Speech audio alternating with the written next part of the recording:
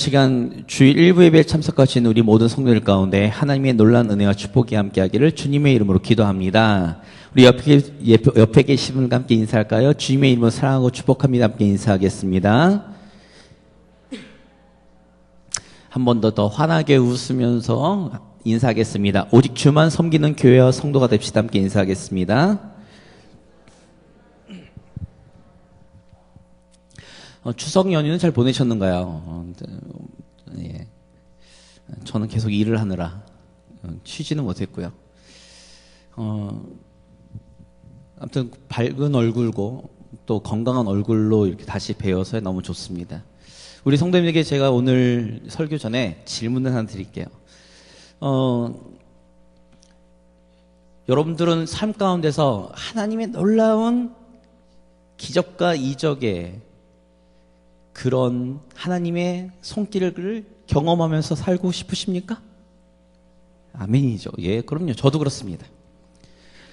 하나님을 모르는 저 세상 사람들, 지금 나를 핍박하고 나에게 손가락질을 할 수 있는 저 세상 사람들에게, 하나님을 알지 못하는 사람들에게 내가 그리스도인다운 하나님의 놀라운 기적과 이적과 하나님의 그 손길들을 보여주면서 살기를 원하시죠. 네. 저도 그렇습니다.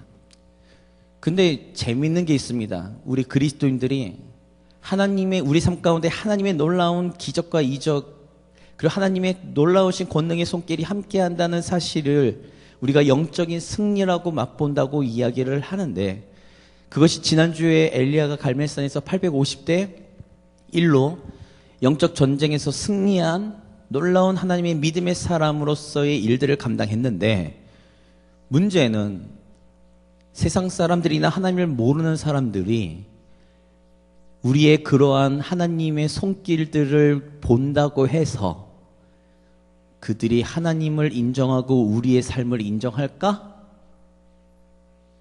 우리는 여기에 그렇게 될 거라고 믿습니다. 근데 재밌는 거는요, 아무리 그렇게 봐도요, 하나님을 인정하지 않습니다. 하나님의 놀라운 이적과 기적을 경험해도요, 자기네들이 눈으로 봤어도요, 사람들은요, 하나님의 그 신실하심과 전능하심에 대해서 인정하지 않습니다. 우리의 삶 가운데 하나님의 놀라운 능력이 나타났음에도 불구하고, 기도의 응답이 나타났음에도 불구하고, 세상 사람들은 여전히 우리를 향해 우리를 비판하고 비난할 수 있습니다. 제 삶이 그랬어요. 잠깐 짧은 간증을 하면, 저희 어머니가 제가 초등학교 6학년 때 자궁암 말기 선고를 받았습니다. 자궁암 말기 선고를 받고는 의사가 이렇게 얘기를 했대요. 수술을 안 하면 6개월, 수술을 하면 3개월. 반대구나. 수술을 안 하면 3개월, 수술을 하면 6개월이라고. 수술을 안 하는 것보다 하는 게 나으니까 수술을 받았습니다. 저희 어머니가. 그리고는 경과를 지켜보겠다고 얘기를 했고요. 어머니는 병원이 싫어가지고 집으로 돌아왔습니다. 그리고는 6개월 동안 자기의 삶이 6개월 남았다고 생각해가지고 그 6개월 동안 히스기야의 기도에 대한 본문을 붙들고, 그리고는 기도원에 6개월 동안 가셨습니다. 한 달에 한 번 내려오셨어요. 저는 어머니를 한 달에 한 번 봤습니다. 6개월 동안. 그때가 중학교 1학년 때였고요. 6개월쯤 될 때 어머니 머릿속에 생각이 들었답니다. 이제는 죽을 때가 됐나 보다. 아무런 변화가 나타나지 않아서 죽을 때가 되었나 보다. 그리고는 이제 마지막 한 달은, 남은 시간들은 어린 이제 아들들과 함께 추억을 좀 만들어 놓고 가야겠다. 이렇게 생각을 하시고는 그러니까 기도원에서 내려오시려고 하시는 그쯤에 갑자기 배가 너무 아프시더래요. 그 배가 너무 아파가지고 그 기도원에서 대굴대굴 구르셨답니다. 그리고는 화장실을 갔는데 흔히 이제 하혈이라고 그러죠. 하혈을 하셨어요. 이제 진짜 죽나 보다. 너무 시간이 빨리 가네. 이러고 내려오셨답니다. 내려오셔가지고 저희와 이제 조우하고, 그 다음에 저에게는 그 당시 제가 기타를 너무 치고 싶어 해서, 그 당시 돈으로 10만 원 정도 되는 고가의 기타를 하나 선물로 주셨고요. 이제 제 동생과 저희 아버지에게도 그렇고, 그리고 나서 내려오시고 한 일주일쯤 돼서 이제 최종 선고를 받기 위해서 서울대학병원으로 가셨답니다. 서울대학병원 가셨는데 의사가 검사 결과를 보고는 이렇게 고개를 갸우뚱갸우뚱 하더래요. 그러니까 이제 어머니는 이제 이제 끝이구나, 가망이 없구나, 이제 이러고는 마음의 준비를 막 하고 계셨대요. 근데 의사가 이렇게 보더니 혹시 어디 가서 치료받고 온 건 아니냐고. 왜냐면 수술을 했는데 다른 곳으로 전이가 좀 됐다고, 될 수도 있고 되었다고 얘기를 했었거든요. 보더니 깨끗해졌어요? 라고는. 그리고는 저희 어머니가 20년 사셨어요. 저희 집에서요, 친가 외가 전부 다 하나님을 믿는 사람이 없었습니다. 저희 가족만 믿었어요. 그 중에서도 신앙의 가장이었던 저희 어머니의 믿음으로 저희 아버지가 예수님을 믿었고, 그리고 저와 제 동생이 신앙생활을 했죠. 주변 친척들이 아무도 안 믿는데 그 돌아가는 상황을 다 알잖아요. 그러면 우리 성도님들 어떻게 될 거라 생각하세요? 저희 어머니 신앙의 열심은 특심이었습니다. 진짜 열심히 하셨어요. 새벽 예배부터 해가지고 교회 모든 봉사를 다 하셨고요. 개척교회를 섬기면서 저희 아버지랑 저희 어머니가 10년이 넘게 재정부장이랑 교육부장을 하시면서 정말 열심히 하셨어요. 전도 정말 열심히 하셨습니다. 저희 어머니가. 그러면 우리 성도님들 생각에 그런 일들이 있었어요. 그러면 어떻게 될 것 같으세요? 친가 외가 전부 다 하나님을 믿어야죠. 근데 안 믿어요. 놀라운 하나님의 역사가 나타났음에도 불구하고, 죽을 사람이 살아났음에도 불구하고, 현대의학에서 의사가 가망이 없다라고 사형 선고를 내렸음에도 불구하고, 어머니가 깨끗하게 살아나셨음에도 불구하고 사람들은 믿지 않았어요. 우리들의 삶 가운데 우리가 하나님의 놀라운 능력들을 경험하고 하나님의 그런 놀라운 기적과 이적의 삶을 우리가 살고 간증을 하면 막 세상 사람들이 막 하나님을 믿지 않는 사람들이 막 하나님께로 돌아올 것 같으시죠? 안 그렇습니다. 오늘 엘리야가 그렇습니다.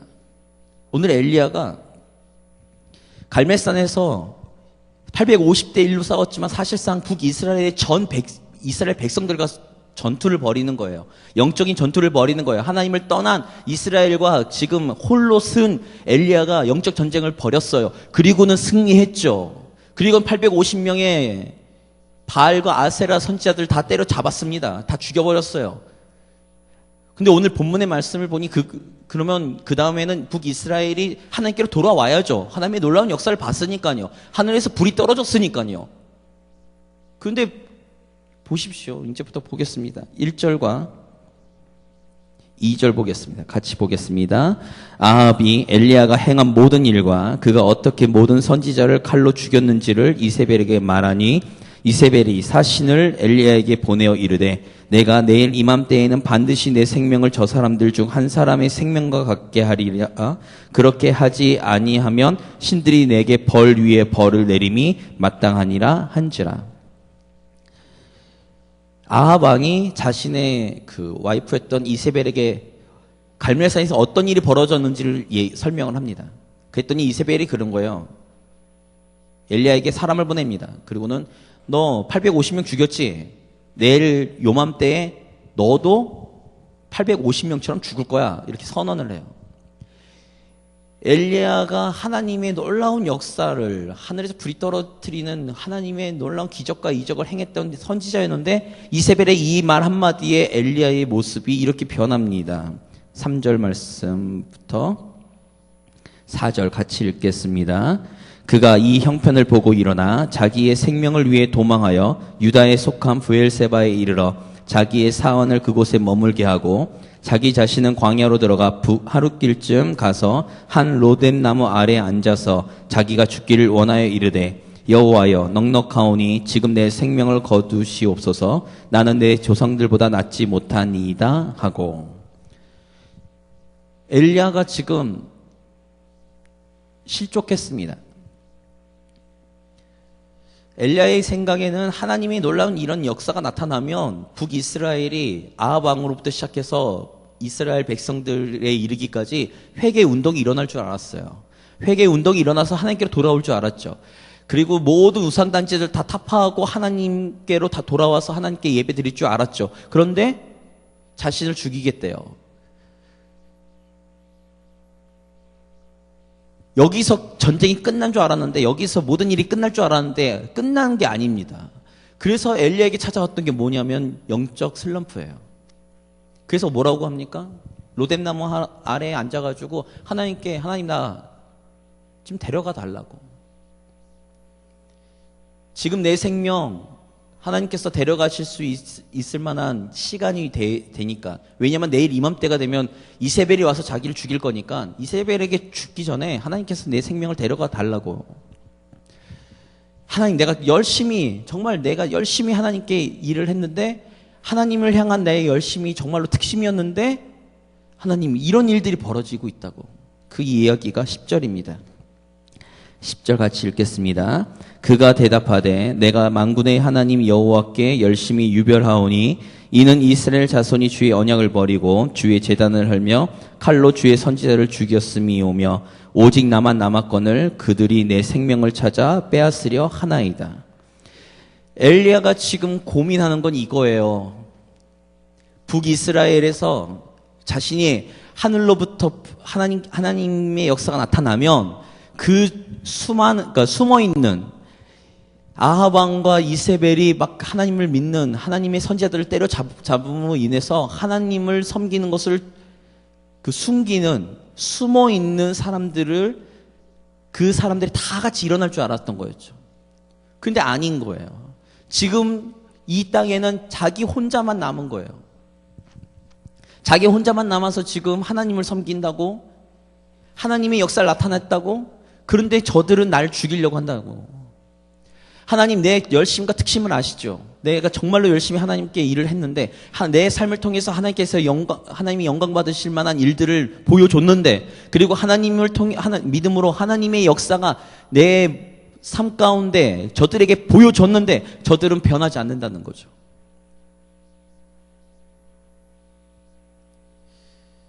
이 본문의 말씀을 보면서 제가 어릴 때 가졌던 생각이 있습니다. 제가 어릴 때 중고등학교 때 정말로 신앙에 열심히 특심이었거든요.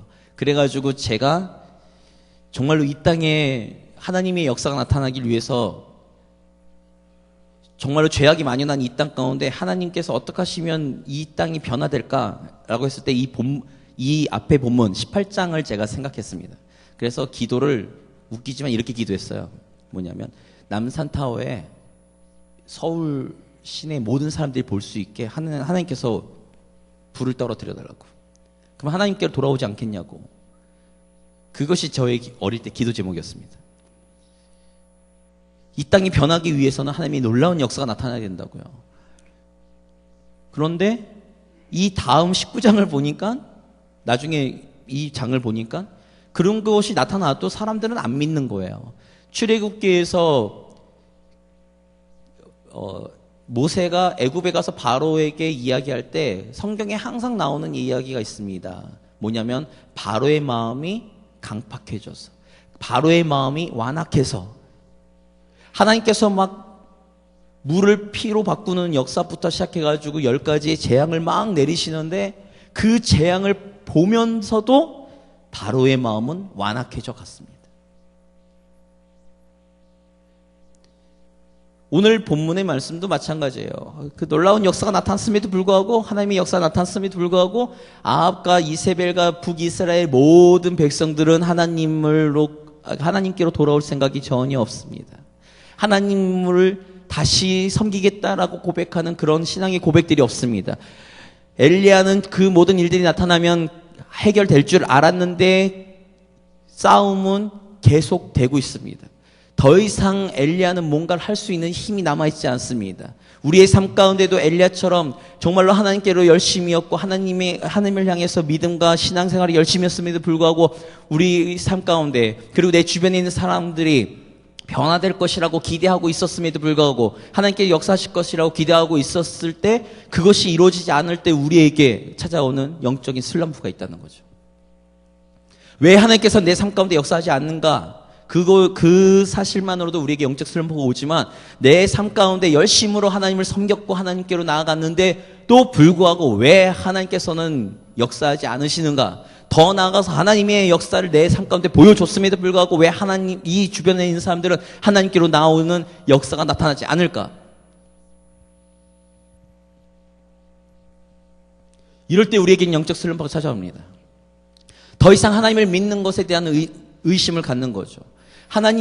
난 하나님을 전적으로 믿지만 하나님 더 이상 내 삶 가운데 역사가 나타나지 않을 것 같으니까 하나님께서 인도하시는 것이 더 이상의 의미가 없으니까 하나님 내 생명을 거둬달라고. 이런 영적인 슬럼프가 찾아올 때가 있습니다. 신앙생활을 하면요. 엘리야의 이 고백이 제 신학교 때 저의 고백이었으니까요. 우리 성도님들은 어떠세요? 물론 엘리야처럼 특심을 가지고 신앙생활을 안 해보신 분들은 잘 모르시겠지만 정말로 하나님만을 바라보면서 내 온 삶과 내 온 열정과 내 인생 전부를 하나님께 걸었음에도 불구하고 하나님께서 역사하지 않으신다는, 그리고 결과물이 나타나지 않는다라는 그 사실 때문에 우리가 실족하고 넘어지진 않는가요? 엘리야에게는 희망이 없습니다. 하나님께 정말로 열심을 다해서 신앙생활하고 믿음생활을 하신 분들에게 있어서 엘리야 같은 이런 절망이 찾아오고 영적 슬럼프가 찾아오면요, 희망이 보이지 않아요. 왜냐하면 하나님께서 역사하실 것을 다 보여줬거든요. 하나님께서 내 삶 가운데 충분히 역사하신 걸 봤거든요. 나도 경험했고 내 주변의 사람들도 경험했거든요. 그럼에도 불구하고 내 환경은 변하지 않고 내 주변은 변하지 않고 내 사람들은 변하지 않는다면 그 가운데 찾아오는 것은 절망이죠. 이런 일들을 경험하지 않은 분들에게는 하나님께서 역사하시면 충분히 가능할 거라는 희망을 가질 수도 있습니다. 그러나 엘리야에게는 더 이상 희망이 없어요. 자기가 가지고 있는 모든 패를 보여줬음에도 불구하고 모든 일들을 했음에도 불구하고 더 이상 결과물, 더 이상 뭔가 보여지지 않는다면 더 이상 희망은 없죠. 그래서 엘리야는 자신의 그 생명을 하나님께로 걸어달라고 하는 거예요. 우리는 이런 절망이 찾아오지 않겠냐는 거죠. 제가 예언하건대 반드시 찾아옵니다. 이미 경험하신 분들도 계실 거고 앞으로 경험하실 분도 계실 거고 지금 그 가운데 계신 분들도 있으실 겁니다. 분명히 설교 말씀과 성경 말씀을 보면서 하나님께서는 믿음으로 감당하면 역사하실 거라고 선포가 되고 그것을 내가 진짜로 순수한 마음으로 믿는 믿음으로 내가 요구하는 모든 것들을 감당했음에도 불구하고 내 삶 가운데 결과물이 나타나지 않을 때 찾아오는 그 낙담과 낙심, 그것은 우리의 유일한 소망이시라고 고백했던 하나님께로 내가 갔음에도 불구하고 하나님의 소망 안에 있었음에도 불구하고 벌어지는 그 절망은 감히 상상하지 못할 낭떠러집니다.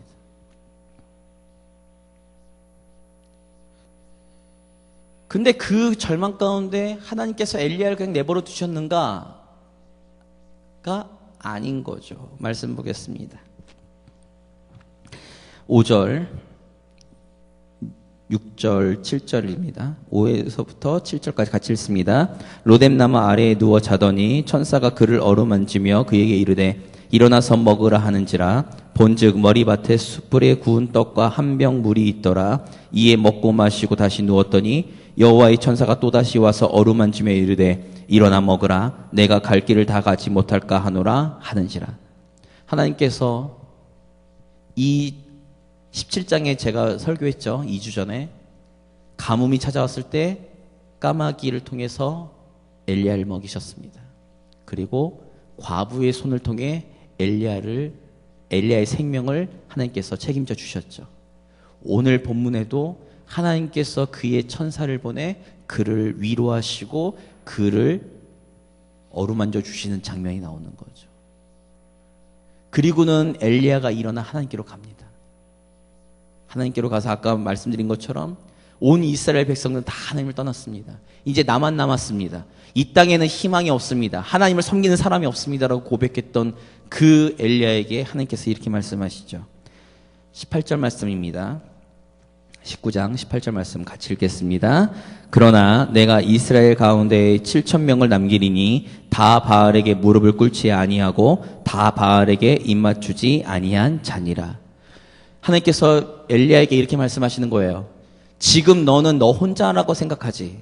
너 혼자만 남았다고 생각하지. 나를 섬기는 사람이 너 혼자라고 생각하지. 그런데 네가 보지 못하는 곳에 숨어있는 바알에게 무릎 꿇지 아니하고 바알에게 입맞추지 아니한 오직 나만 섬기는 7,000명이 지금 남아있다라고 말씀하시는 거죠.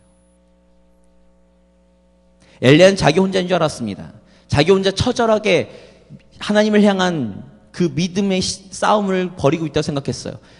믿음의 영적인 전쟁을 벌이고 있다고 생각했습니다. 그러나 엘리야만이 아닌 7,000명이 함께 보이지 않는 곳에서 하나님을 섬기며 하나님께로 나아가는 신앙의 여정을 걷고 있었다는 거죠. 엘리야는 자신의 사역이 끝난 줄 알았습니다. 그래서 자신의 생명을 걷어달라고 하나님께로 기도하고 말씀드리는 거죠. 그런데 하나님께서 이렇게 말씀하십니다. 15절에서부터 16절 같이 읽겠습니다. 여호와께서 그에게 이르시되 너는 내 길을 돌이켜 광야를 통하여 다메섹에 가서 이르거든 하사엘에게 기름을 부어 아람의 왕이 되게 하고 너는 또 느심의 아들 예후에게 기름을 부어 이스라엘의 왕이 되게 하고 또 아벨무홀라 사밧의 아들 엘리사에게 기름을 부어 너를 대신하여 선지자가 되게 하라. 하나님께서 그러니까 세 사람에게 기름을 부으라고 하죠. 근데 여기서 이제 집중하셔야 될 거는 뭐냐면 엘리사입니다. 엘리야는 더 이상 자신이 하나님의 일들을 이 땅에서 자신의 역할론이 살았다고 생각했어요. 그러니까 자신의 생명을 걷어달라고 하는 거죠. 엘리야가요, 그냥 영적 슬럼프가 왔기 때문에 하나님 나 죽여주세요 이렇게 얘기한 것이 아니라 그것도 있는데요.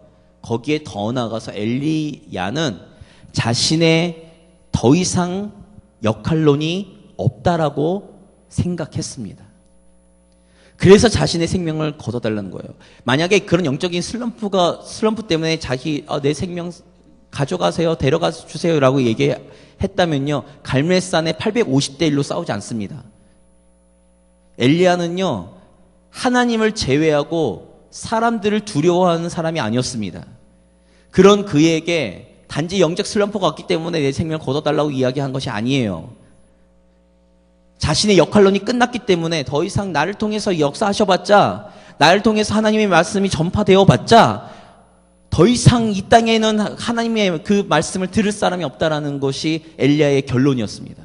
자신의 역할론이 끝났으니 자신의 생명을 걷어달라는 것이 엘리야의 기도였고요. 그 기도에 하나님께서 그 사실을 알고 계셨어요. 그래서 엘리야의 후임인 엘리사를 준비케 하시는 거죠. 정말 재미있는 사실은요, 열왕기상에 뭐가 끝난 줄 아세요? 엘리야의 사역이 끝납니다. 열왕기 하 1장과 2장에는 어떤 사건이 나타난 줄 아세요?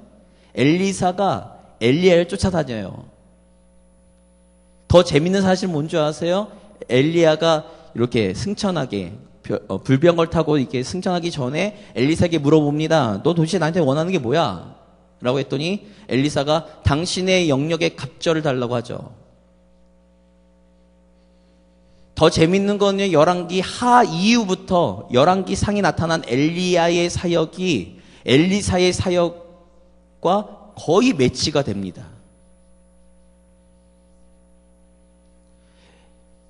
엘리야는 자신이 끝났다고 생각했어요. 자신의 역할은 끝났어요. 그런데 하나님의 일들은 끝나지 않았거든요. 하나님께서는 아직도 역사하고 계십니다. 비록 엘리야가 자신의 역할론이 끝났다라고 이야기를 할지 몰라도 그곳에 하나님의 계획이 아직 있으시기 때문에 엘리야의 기도에 응답하셔서 엘리사를 세우신 거죠. 우리 성도님들에게 제가 말씀드리고 싶은 건 이겁니다. 우리에게 영적 슬럼퍼가 찾아올 수 있습니다. 하나님을 향해 신앙생활 열심히 해도 하나님께 역사하지 않는, 내 기도에 응답하지 않는 것처럼 보이는 때가 있어요. 침묵하실 때가 있죠.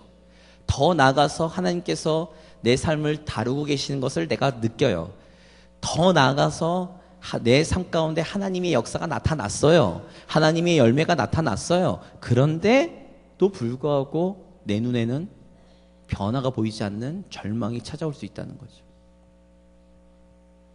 그럴 때 우리 성도님들은 어떻게 하시겠습니까? 우리 성도님들은 과연 무엇을 붙잡고 계시겠습니까? 내가 유일한 소망이라고, 내 유일한 끈이라고 생각했던 그 하나님으로부터 연결된 끈까지 끊어질 것 같은데, 과연 그럴 때 우리 성도님들은 과연 어떤 결정을 내리시겠습니까? 저는 엘리야에게 있어서 우리가 이런 것들을 배워야 된다고 생각합니다. 다시 말씀 보겠습니다. 10절에서부터 14절까지입니다. 좀 길지만 같이 읽겠습니다. 그가 대답하되 내가 만군의 이여 하나님 여호와께 열심히 유별하오니 이는 이스라엘 자손이 주의 언약을 버리고 주의 제단을 헐며 칼로 주의 선지자들을 죽였음이오며 오직 나만 남았거늘 그들이 내 생명을 찾아 빼앗으려 하나이다. 여호와께서 이르시되 너는 나가서 여호와 앞에서 산에 서라 하시더니 여호와께서 지나가시는데 여호와 앞에 크고 강한 바람이 산을 가르고 바위를 부수나 바람 가운데에 여호와께서 계시지 아니하며 바람 후에 지진이 있으나 지진 가운데에도 여호와께서 계시지 아니하며 또 지진 후에 불이 있으나 불 가운데에도 여호와께서 계시지 아니하더니 불 후에 세미한 소리가 있는지라. 엘리야가 듣고 겉옷으로 얼굴을 가리고 나가 굴 어귀에 섬에 소리가 그에게 임하여 이르시되 엘리야야 내가 어찌하여 여기 있느냐. 그가 대답하되 내가 만군의 하나님 여호와께 열심히 유별하오니 이는 이스라엘 자손이 주의 언약을 버리고 주의 제단을 헐며 칼로 주의 선지자들을 죽였음이오며 오직 나만 남았거늘 그들이 내 생명을 찾아 빼앗으려 하나이다. 오늘 지금 제가 드리고 싶은 말씀이 뭔지 이렇게 감이 오실까요? 그런 영적 슬럼프가 왔을 때 우리가 취해야 될 행동이, 오늘 엘리야가 과연 무엇을 했을까요? 저는 엘리야의 믿음이 정말 대단하다고 생각하는 게 바로 여기 있습니다. 하나님의 말씀을 따라 살았어요. 하나님의 말씀을 따라 하나님의 일들을 감당했어요. 그런데도 변화가 있지 않았어요. 이 땅은 그렇게 되면 이 북이스라엘은 하나님께로 돌아오고 다시 회복의 역사를 걸을 거라 생각했는데 그런 일이 벌어지지 않았어요. 그러면 저 같으면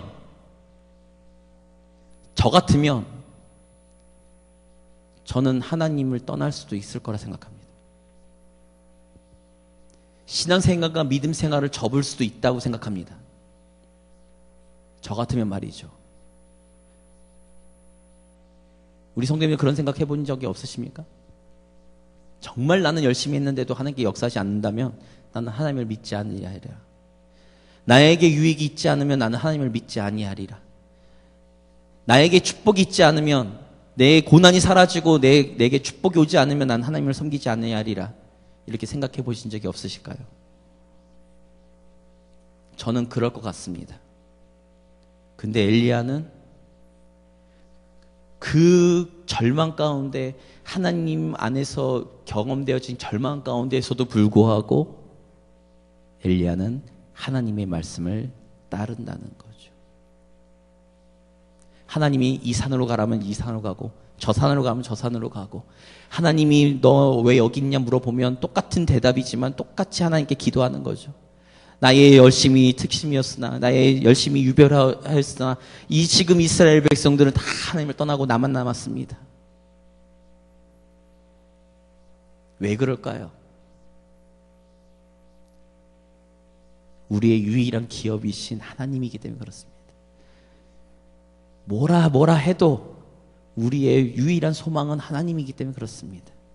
누가 뭐라고 하고 내 마음이 뭐라고 해도 하나님만이 우리의 피난처이시고 우리의 구원이시기 때문에 그렇죠.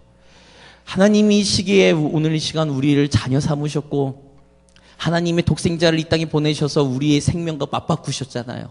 하나님의 사랑은 아직도 우리 가운데 거하고 있거든요. 엘리야에게 하나님께서 함께 지금도 계속 동행하고 계시거든요. 하나님께서 엘리야의 마음을 어루만지고 계시거든요. 엘리야에게 하나님은 아직도 말씀하고 계시기 때문에 그렇습니다.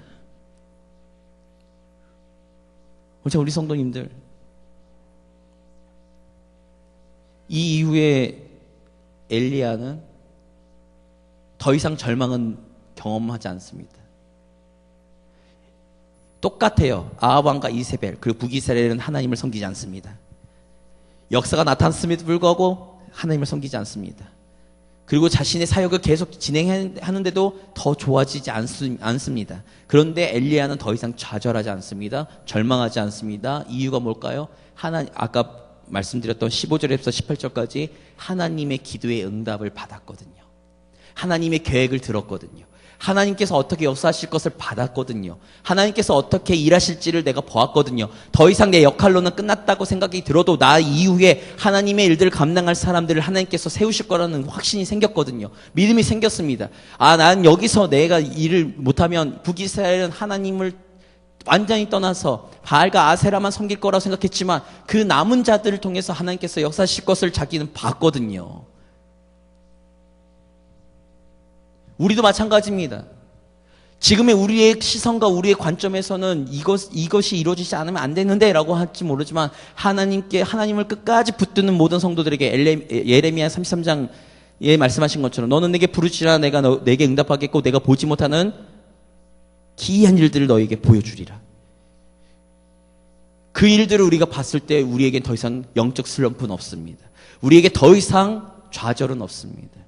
나를 통해서 일하시지 아니하셔도 내 이후에 다른 이들을 통해서 다른 사람들을 통해서 일하실 것을 내가 확신하기에 나는 더 이상 내가 무엇인가를 더 할 생각이 아닌 하나님이 일하실 것을 나는 온전히 믿는 믿음으로 내 삶을 주님께 맡길 수 있다는 거죠.